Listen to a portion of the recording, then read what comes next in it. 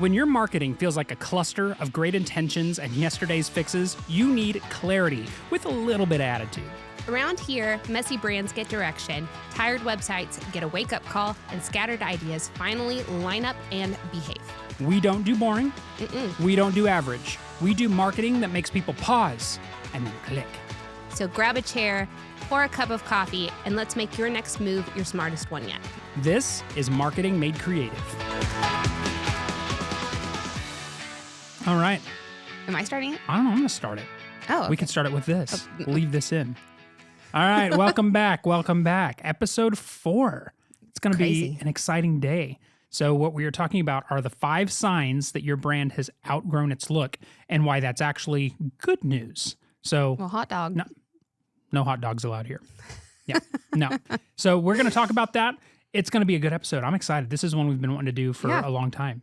And we're talking about something that a lot of growing businesses feel but don't always say out loud. Yep. That nagging feeling that your brand just doesn't really fit anymore and what to do about it. Right, yeah.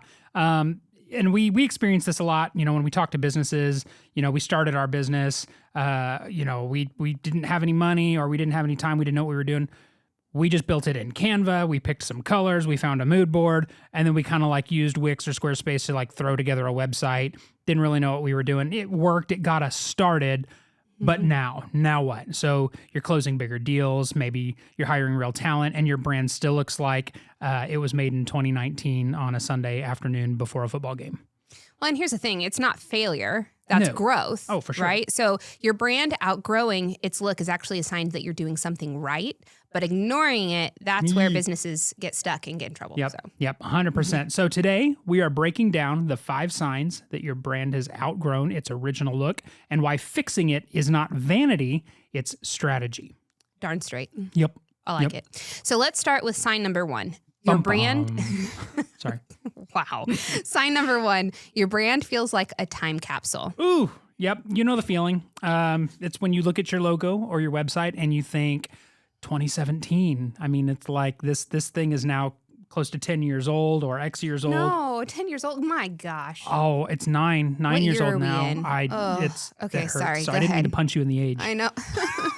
Time marches on. Yep. Design trends move super fast. That's what we have all learned here. What felt modern 5 years ago can really start to feel dated now, especially with as fast as social trends move on. Gradients that get overused by everyone. Outdated. That specific shade of millennial pink, it had its moment, let it go.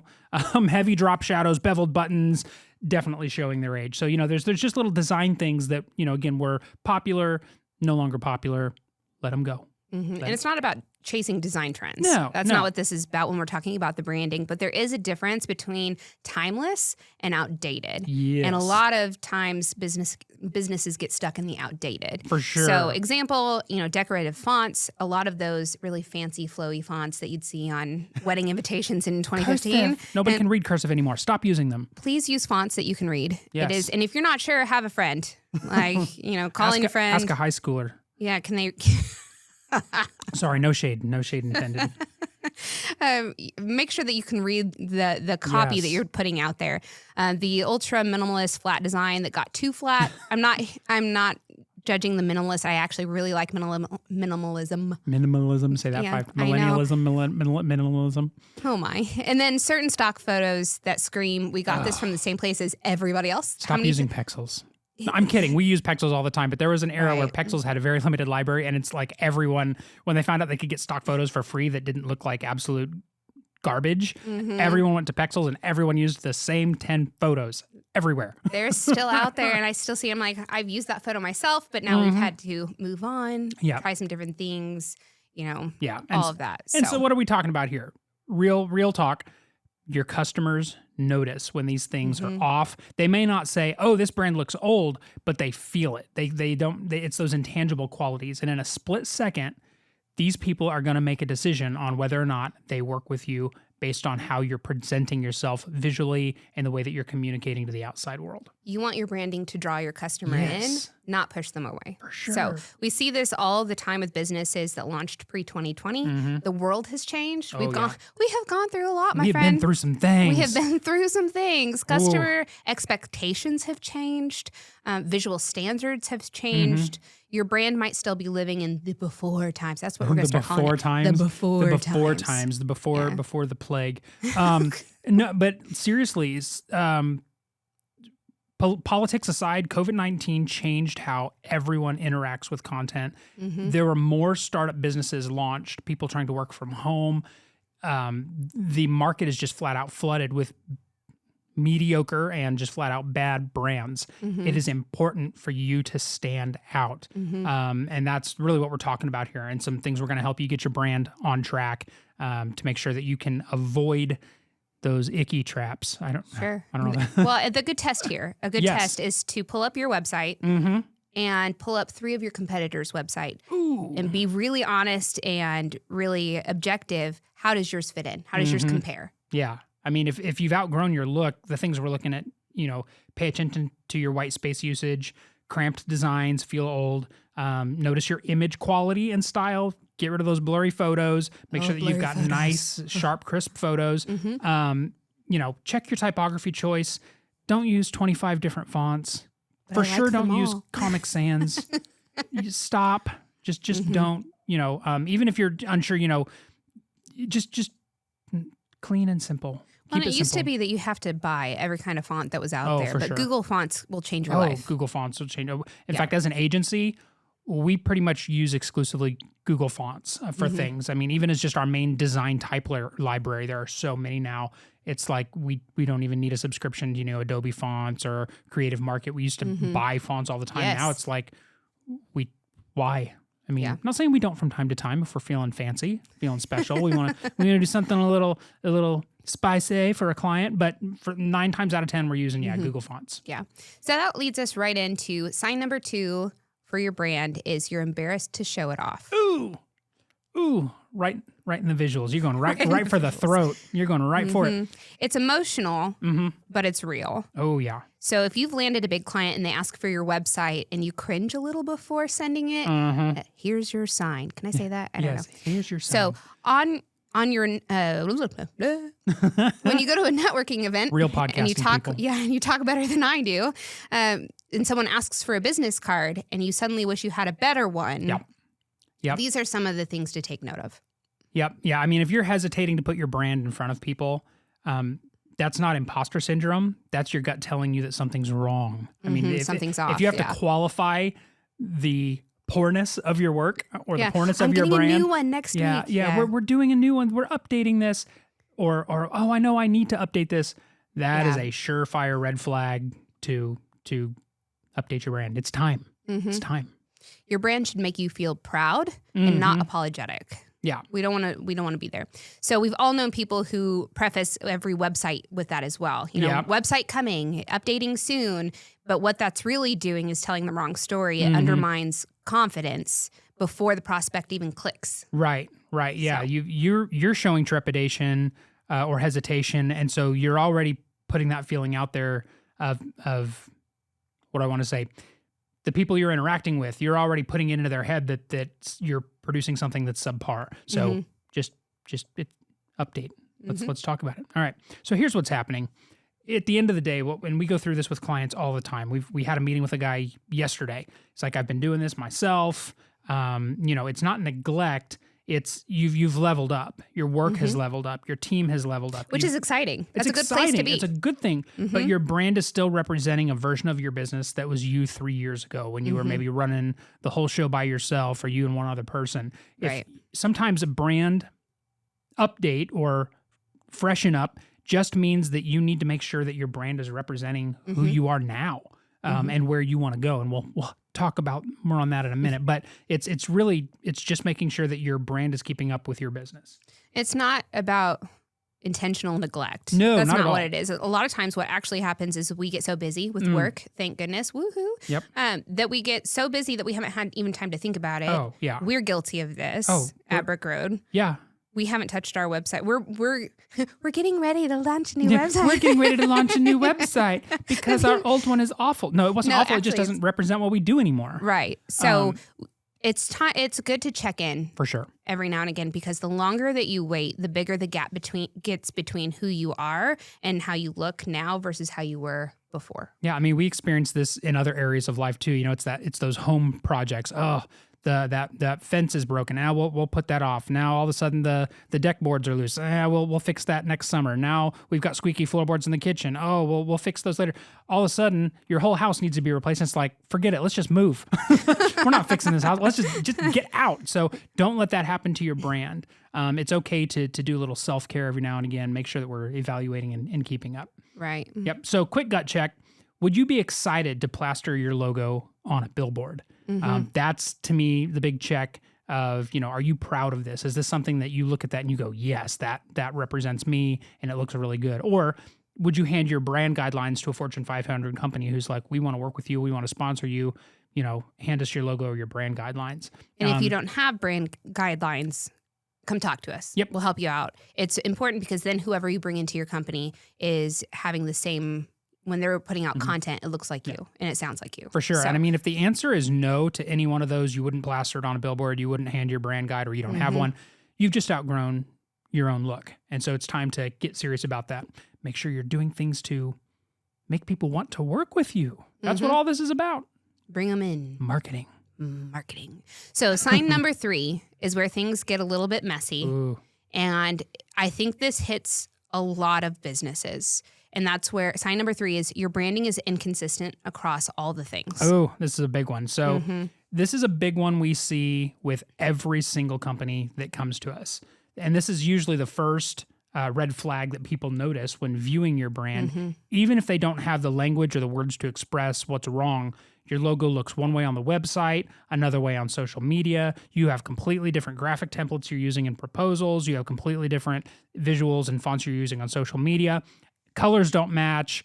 No one's really quite sure what on brand even means for you. And this usually just comes out of a place of you're just grabbing whatever you can get a hold of, piecemealing things together. There's not a lot of throwing that Canva template, like you're finding ones that already exist and just plugging your info, which is not a bad thing if you do it well. Right. But a lot of times what we'll see is you'll have really angled things in one and circular things in another, and nothing just is consistent. We call it spaghetti marketing. Spaghetti marketing. Grab a handful of that spaghetti, throw it at the wall. Let's see what sticks.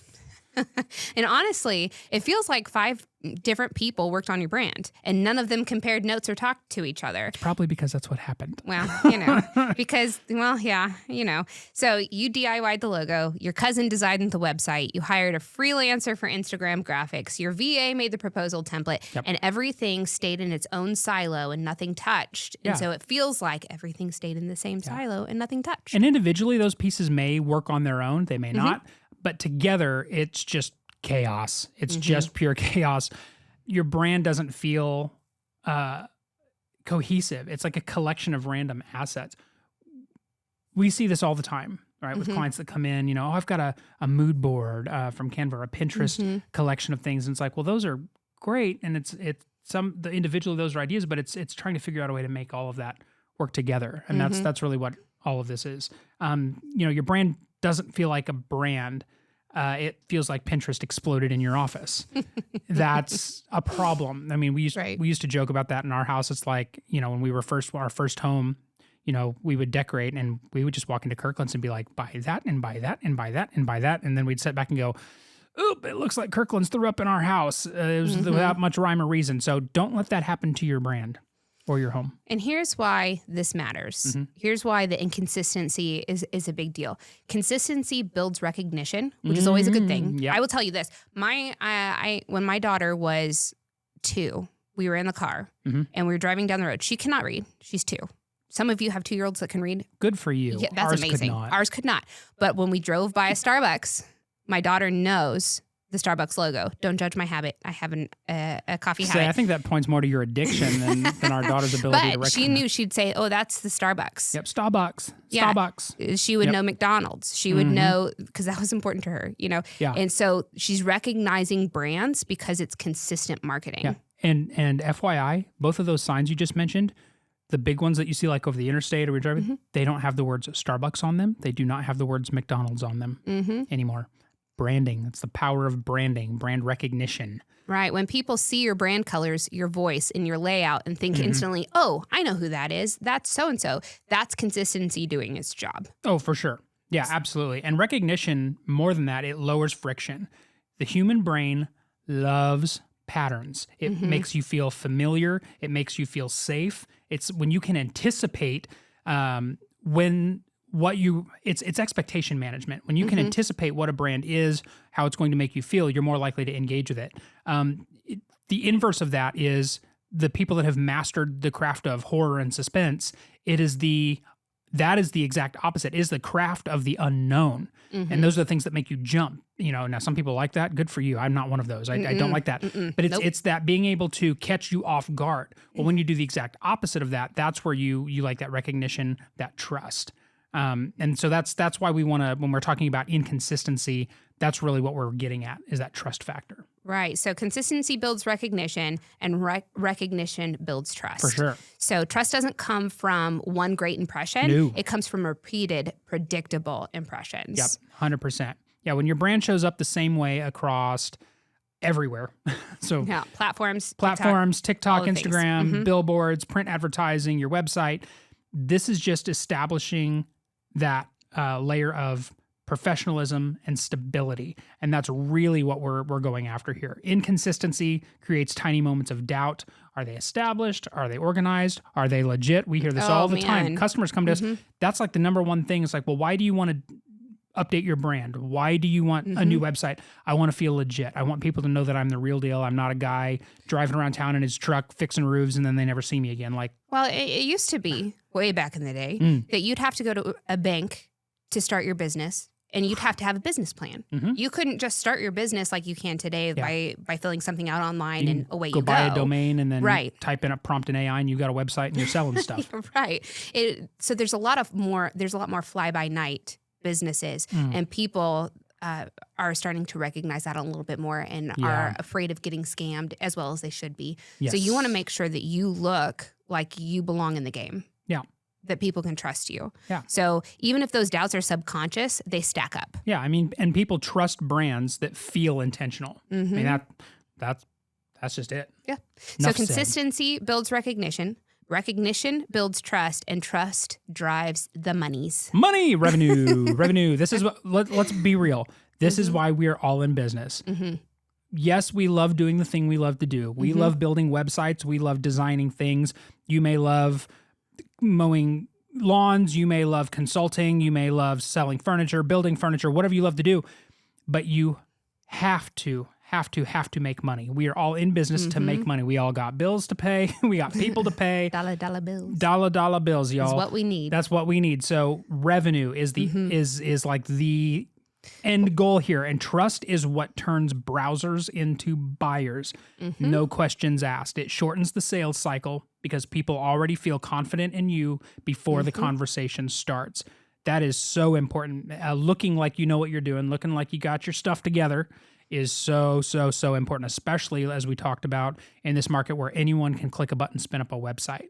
Right. You've got to have that visual trust factor. Strong brands don't have to over-explain or over-discount. Say it again for the people in the back. Strong brands don't have to over-explain or over-discount. The brand does part of the selling for them. We look at all the time, people tell me this, have said this about Apple for years. Oh, you're paying for that logo on the phone. You sure are. I won't even deny it. I'm paying for the Apple on the back here, but that's the brand. Half of what are the electronics in here so superior to anything that Samsung or anyone else is doing? Stop it. You're fangirling. In reality, no, it all fires on batteries, electrons, ones and zeros, but I am buying a brand. And you can insert brand name here, and every industry has that brand. You get into construction tools, there's a brand that you can buy. So branding matters, and it is a strong selling point. Inconsistent branding creates hesitation, and hesitation kills conversions. We see this again and again and again. If your brand feels scattered, your revenue usually is too. Ooh. Yep, hard truth. Sorry, I should have had a disclaimer on that. Hard pill to swallow. But yeah, that's really where we're at with this. All right. So think of your inconsistent branding as a signal. It's time for an update. Yeah, absolutely. And if this sign hits close to home, it doesn't mean you're failing in anything. It just means your business has grown past its original identity, and that's okay. And it should. It should. For most of the people listening to this episode or this podcast, you started a business on your own. Hopefully, it has grown, and now you need to rethink your branding, your messaging to match where you're at now and where you want to be in the future. You're no longer in that startup survival mode. You're in alignment mode, and it needs to align with the customers or the clients that you're trying to bring in. Yeah, and this is really the moment where tightening things up actually unlocks the next level of your growth. And we've heard that time and time again. Man, I'm so glad I went through the branding process with you guys. I'm so glad I hired you guys to do my website. This has brought me a ton of business. Well, branding is strategy. There is strategy involved. Yes. It is not just make everything match. Yep. Right? It's more than that. It's building a system. It's building a strategy where a real brand foundation has rules and it has guidelines and has assets that work together to make you feel like you. Yeah. Well, and it makes all of your websites, your proposals, your social graphics, your emails, it all feels like the same company. The other piece, too, is if you're in the same vein, is that if you've ever said the words, my website just doesn't sound like me. That's a branding issue. We hear that all the time. We hear that almost with every business that comes in who needs a website. Man, my copy just doesn't sound like me. Yeah. There's a strategy there. Yeah, well, and this is something we run into a lot of times when companies, and hey, we are not knocking you doing your own branding, hiring a freelancer to do your website. Those people exist and they do the job they can do. Some of them are amazing. Some of them are amazing, and you have to do what you have to do to get started. Not knocking that at all. But when you're ready to kind of take that next step up into that next level, we just took over a website for a client. They had hired a freelancer to do it.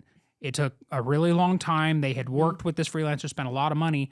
We took it over, essentially looked at the content, scrapped it, went back to the drawing board with them, and got the whole site knocked out in like a week. And one of the biggest things they said was, oh, my website finally sounds like me. And so that is a huge part. That's a branding issue. And they had brand guidelines. That's the difference of when you're working with like a marketing agency or a branding agency. They're going to know all of these things to help you out. But if you're not ready to work with a branding agency, that's what this podcast is for, to help you give you some pointers and some things to help you kind of get there yourself before you are ready to take that next step. So sign number 4 is where we're at. This hits different. Sign number 4, your messaging doesn't match your reality, which we kind of led into. We did. It was a good segue. They all kind of connect. But this one sneaks up on you. Oh, yeah. This one, your homepage says you're a small local business, but you just hired employee number 15 and serve clients in 3 states. All right. So you might have started a little bit on the smaller local side, but now you've expanded. Or your tagline talks about being affordable and accessible, but you've doubled your prices and now work with enterprise clients. Your words you're going to use different words for those people. Yeah. If you're talking to a small business, who are the stakeholders in that business that you would be talking to try to get them in? Right. Or not even a business, but like, whoever your client is. Well, I mean, we even actually went through that identity with Bryckroad as we're rebranding ourselves in a fashion. We've kind of hung our hat on being the local website design company, the local branding agency. We're kind of graduating beyond that, and we're starting to reach clients in other states and nationally. So we're having to tweak our branding, our messaging to say, we're not just local anymore. Yes, we are local in the sense that we are in Wichita, Kansas, and we have an office here, but that's not and we just work with lots of clients here. But and that's we will not continue, our only clients. and we will continue to work with businesses in the Wichita market. But that's not only who we serve, and that's not the majority of who we want to serve moving forward. So that's an example of this too. Is we talked with a business this week that their original ideal client was just people at home who might need business cards, or they might need a wedding invitation, right, or things like that. But what they wanted to do was switch from that ideal client and move to more of a B2B solution. You can't talk to those people the same way. No, in fact, we when it comes to branding and messaging, we have a whole segment of who's your target audience, and the reason we ask that, you could be a concrete company, and we say, okay, well, who are you talking to? Are you talking to people that want you to come fix their driveway? Or are we talking to property managers who want you to come fix and pour concrete for their parking lot or their structural foundation? We are not talking to those people the same. The people in homes, we're going to use more friendly, more personable, probably less industry type language. The people that are your property managers that just want to get to the point, know your capabilities, we're going to talk to them different. So this is when your messaging doesn't match your reality. We need to know who you're talking to. You need to know who you're talking to and make sure that the words you're using are talking to that audience. Yeah. When your business has evolved, but your positioning hasn't, then you get stuck between who you were and who you want to be. Yes. Yep. Yeah. And a lot of times that just creates like a big disconnect between what you say and who you actually are. Well, you're going to attract the wrong people. Yes. Oh, yeah. I mean, that's huge. Yeah. And that's if you're attracting, then you're getting leads that are not qualified and you're wasting your time putting proposals together or talking to people who are not ultimately going to buy your product. Yeah, it can be dangerous. It can be detrimental to your business. If it's one of those things where if you're continually creating proposals or getting calls for your services and they're either, you're overpriced or you're not overpriced. You're not in the right pricing bracket for that potential customer. You probably have a messaging problem. If your close rate isn't upwards of 50 or 60% on proposals, you probably have a messaging or a branding problem. You're attracting the wrong types of people to your business. You don't want to undersell yourself to the right customers. They don't realize that you're the premium option now. Right. And you want them to do that. You want them to come to you, right? I mean, that's why we're here. Yep. Well, and I mean, along this line, we've worked with companies whose websites still had founder photos from like 10 years ago on them. It's like about the company, and it's still like locally owned and operated. And yes, they are, but they're not just serving ice cream to kids walking past the building anymore. We've now got a plant that pumps out 10,000 gallons of ice cream a day. So we need to make sure that your messaging, your branding stays in line with that. You now grow from now you want ice cream after this episode's over. So let's wrap it up. No, but prospects still think, you're just hiring one person. Well, that's a trust issue waiting to happen. We're not being dishonest in your messaging when we're saying we want to talk to, who your audience is, but we do want to keep your content from being outdated. We want to make sure you sound like you as you are now and a little bit of like who you want to become. Right. So ask yourself, does our messaging match our current service level? Does our brand position us where we want to be or where we used to be? Ooh, that's a good one. Yeah. And if someone read our website, would they understand who we've become and what we do? Man, that is the biggest one. I know we've been talking a lot about Bryckroad on this episode, and I apologize, but we're doing this so that you can hopefully learn from us. When we start any project, whether it's branding or website or design, we start with the content. Content informs design, and more than content, we actually have an entire series of questions that help us define tone and voice. Tone and voice. How do you sound? What words do you want to use? What words do we want to stay away from? What are called red flag words. So for me, it's glow up. In Bryckroad marketing, you will never see the word glow up. I don't know why. I can't explain it. It rubs me wrong. So if you love the word glow up, continue to use it. No shade, no shame. Just not a word for me. So it's just not a part of our brand. It's not a part of our brand. It's not how we communicate. So again, knowing what to say is just as important as knowing what not to say. So define that for yourself. Try to figure that out. And the big thing is, does our brand position us where we want to be? And I think you hit on that. And that's the big thing. So don't tell an outdated story. Don't tell an outdated story. Nope, not at all. And the final sign might be the most telling. Yeah, when you're losing deals to your competitors with better branding. Ooh, yep. This one stings a little. This one's a little harder to talk about because it's very real. It is. And there are people who are choosing things based on the way that you look and the way that you make them feel. Yep. I mean, so let's say you make it to the final round, the prospect loves your work, and then they go with someone else. And maybe you're like, well, why did that happen? Why did you decide to go with them? And, they use vague things like they were a better fit for us, or they felt more established, or, you hear those kinds of phrases. Translation, their brand looked more credible than yours. It's not fair, but it's reality. It is the reality. Yep. So customers make snap judgments. I'll have to go look up the actual actual stat for this. I should have done it before, but it just popped into my head now. But you only have so much time to make a first impression. And it is a very short amount of time. We're talking seconds to make a first impression. For websites, I actually just looked at this a couple of weeks ago. For websites, someone will know within 10 seconds of being on your website if they will do business with you. So you better, and in your some website cases better it's load. less. Yeah, in some cases it's less. But that's the average.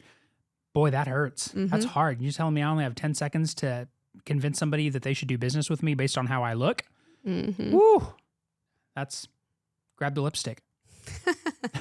Oh my goodness. But at the same time, you don't want to put lipstick on a pig. No. If you have no, you don't want to do that. And what I mean by that is that you can have a really stop it. Oh my word. You can have a really beautiful website that says all the wrong things. And if those two don't match up, you have a really pretty digital paperweight. Or you vice do not versa. have a selling opportunity. Or vice versa. You can have a website that says all the right things, but it looks like it's going to give your laptop a disease. Yeah. That's just as detrimental. So the two have to work together.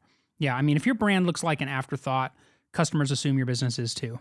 Yeah. That is a hard truth. It's People buy from brands they trust. Yes. And that trust comes through visual credibility. Yeah, for sure. I mean, your visual identity is the first impression people get of you. If you're not, unless you've got a sales associate or you've got somebody out there, shaking hands, bumping shoulders, doing, the wine and dine thing, your website, your logo, the way you visually present yourself is the first first impression people are going to have about you and your company. We're not talking flashy. No. We're not talking. No, not at all.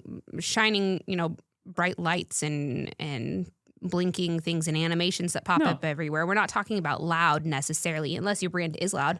Yeah, if your brand is loud, go do your thing. T-Mobile uses hot pink as their brand color. And when they first rolled it out, I thought they were insane. And now they're one of the most established brands visually in the industry. It's amazing. So having a solid brand is looking like you belong in the room. If everyone in the room is wearing a suit, don't wear coveralls. If everyone in the room is wearing coveralls, don't wear a suit. Know your audience. And this is so key to having a successful and consistent branding, is just knowing how to communicate with the people that you are trying to market to, that you're trying to get to buy from you, to hire you. So if you're consistently losing deals to competitors who are not better than you, maybe they have the same services, they have the same pricing. We've all been But there. if they're just better branded, you've outgrown your look. Yeah. So let's bring it all home. Let's bring it. Come on back in. Everybody lean in. Grab your coffee. We're going to bring this home with some good news. Why this is good news. If you're sitting there checking off 3, 4, 5 of all the signs that we said today, first of all, welcome to the club. Welcome. We're glad You're you're among here. friends. You're among friends. Yep. This is one of the most common challenges growing businesses face. 100%. Yeah. And here's why it's actually good news. Outgrowing your brand, it means you're growing. Woohoo. That's good. Celebrate. I wish I brought party poppers. Yeah. I have a problem today with songs. Oh my gosh. I'm so sorry. It means you're not the same business you were 3 years ago. And that's the goal. You outgrowing your brand means you have achieved something great that only about 30% of the businesses that start do. You have grown beyond your own capacity. That's amazing. Yes. Congratulations. You have arrived. Kind of, sort of. Keep going. The businesses, you don't want to stay stuck. No. Right? No. These are the ones that don't evolve. They never grow beyond where they're at. Yeah. You're not stuck. You're ready for the next You're level. ready. And that next level starts with a brand that actually matches where you're headed. So, yeah. All right. What did they used to say when you went to like job interviews or whatever? Dress for the job that you want, not the job you have. And here I am sitting in a disciplinary meeting dressed as Boba Fett. Oh my goodness. Yep. All right. Well, Do we need to take a timeout before we wrap this up? I don't know. All right. I want to be clear though, because quick timeout before all, going to the end of the episode. This whole thing does not mean that we expect you to rebrand every 3 years. No. Please don't. No, That'll please don't. actually have the opposite effect. It'll create a problem that is more inconsistency and less recognition and less trust because you're changing so often. For sure. We're saying if you're outdated, this is the time. Yeah. I mean, a good brand should have legs to stand on. It should last. The goal isn't to chase trends. It's to build something that can evolve with you. think Apple, Nike, Coca-Cola, their core branding has stayed consistent for decades. It's the finer points of maybe a look that they've done, a new OS they roll out with, a new soda campaign, something small around the brand that they can tweak, but the essence of that brand stays consistent. Mm-hmm. This isn't about keeping up with the Joneses. It's not about, making sure that you're just trying to catch all those design trends. It's about making sure your brand is a business asset and not a liability. Ooh, yep. If it's working, keep on doing your thing. If it's broken, fix it. If it's not a baroque, don't fix it. The Beauty and the Beast reference there, everyone. It's my favorite movie. Okay.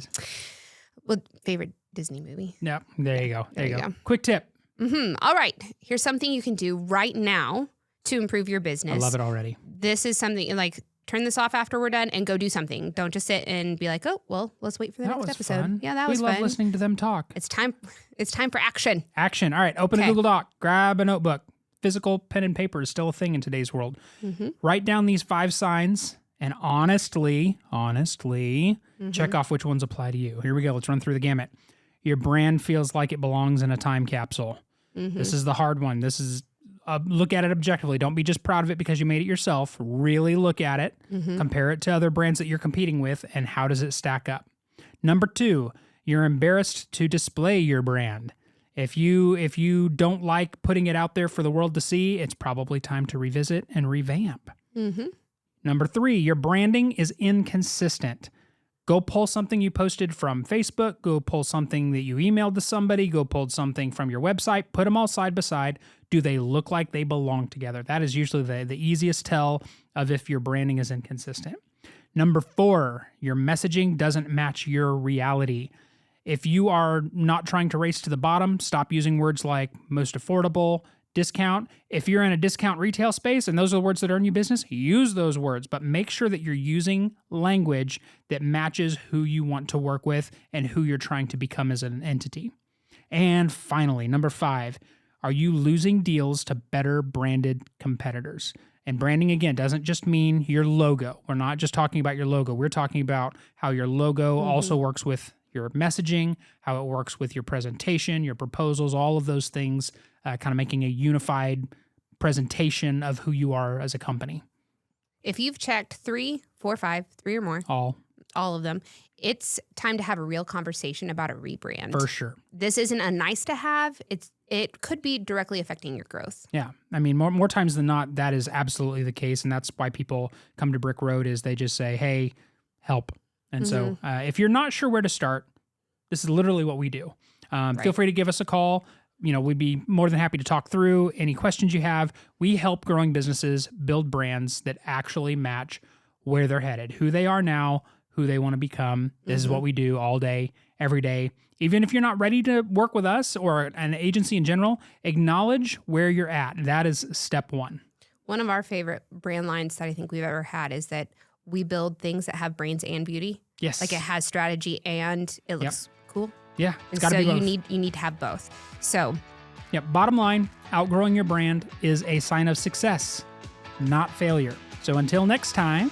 Go make your brand impossible to ignore.